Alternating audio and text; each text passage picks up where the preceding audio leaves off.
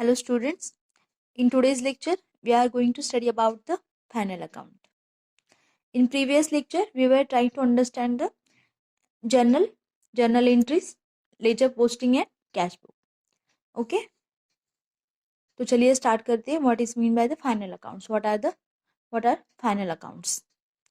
Final accounts is the ultimate stage of accounting process where the different ledgers maintained in the trial balance books of accounts of the business organization are presented in the specified way to provide the profitability and financial position of the entity for a specified period to the stakeholders and other interested parties.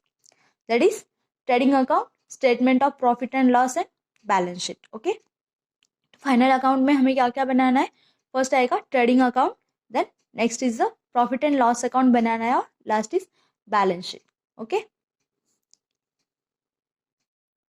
Initially, the transactions are recorded in the journal of the company, which is then reflected in the individual ledgers maintained for the relative transaction type and party. The closing balance of this ledger is maintained in the trial balance, which shows equal debit and credit side for the period. हमने जैसे कि देखा था जैसे journal में transaction financial transactions का हमने record किए थे, देन उसको हमने कैश बुक में कैश रिलेटेड जितने भी एंट्रीज थे उसको हमने कैश बुक में क्लासिफाइड किया, देन लेजर में वहाँ पे उसका रिकॉर्ड किया, लेजर पोस्टिंग किया. उसके बाद में हमने क्या किया, ट्रायल बैलेंस बनाया. Okay. Then for providing the status and performance of the business organization for the specified period, that is a year, half year and quarter, etc. Okay.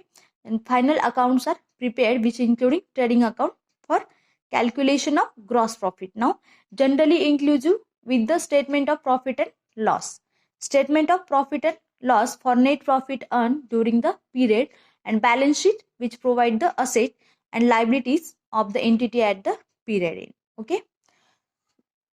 Trading account हमें क्यों बनाना है, ग्रॉस प्रॉफिट हमें पता लगाना है कि कितना हुआ है ग्रॉस प्रॉफिट, उसके लिए हमें क्या करना है, ट्रेडिंग अकाउंट बनाना है. ओके.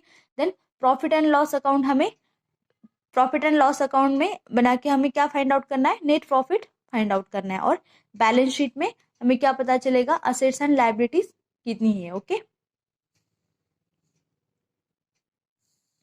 चलिए स्टार्ट करते हैं. यहाँ पे आपको ट्रेडिंग अकाउंट का फॉर्मेट दिया है. क्या है फॉर्मेट उसका, पर्टिकुलर्स दिए हुए हैं. फर्स्ट कॉलम में डेबिट क्रेडिट, लेफ्ट साइड में डेबिट आएगा, देन राइट साइड में क्रेडिट आएगा. ओके. हमने पहले भी डिस्कस किया था, जैसे हमने लेजर में देखा था, कैश बुक में देखा था. ओके. यहाँ पे फर्स्ट कॉलम में आएगा डेबिट, देन पर्टिकुलर्स आएंगे, then amount, particulars and credit का अमाउंट. ओके. तो पर्टिकुलर्स में यहाँ पे फर्स्ट आएगा टू ओपनिंग स्टॉक, अमाउंट यहाँ पे लिखना है अमाउंट में. ओके. देन टू परचेस, जितना परचेस हुआ है, देन उसमें से लेस करना है, क्या लेस करना है, purchase returns. To purchase, then उसमें से परचेस रिटर्न्स हमें माइनस करना है. ओके. और जो भी कैलकुलेशन आता है उसका हमें अमाउंट्स में यहाँ पे लिखना है. यहाँ पे क्रेडिट साइड में आएगा बाय सेल्स, जितना अमाउंट है उसमें से हमें लेस क्या करना है, लेस सेल्स रिटर्न्स.